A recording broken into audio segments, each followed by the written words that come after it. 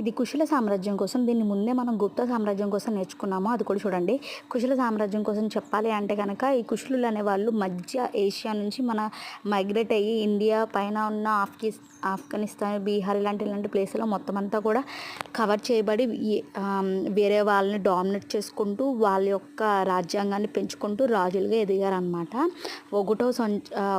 ఒకటవ శతాబ్దంలో ఉన్నారు వీళ్ళు.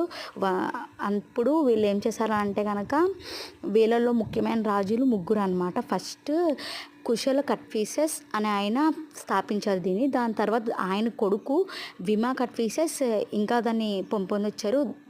మళ్ళీ ఆయన కొడుకు కనిష్కుడు ఈయన ఇంకా ఎక్కువ బాగా డెవలప్ చేశాడనమాట. ఇది వాళ్ళ ప్లేస్ చూడండి, కుశల ఎంపైర్ మొత్తం ఎలా ఉండేదో. వీళ్ళు మెయిన్గా ఏం చేశారంటే బౌద్ధ మతాన్ని ప్రోత్సహించారు. అలాగే 1వ సెంచరీలో బంగారు నాణాలు అవి బాగా ఎక్కువ వచ్చినాయి.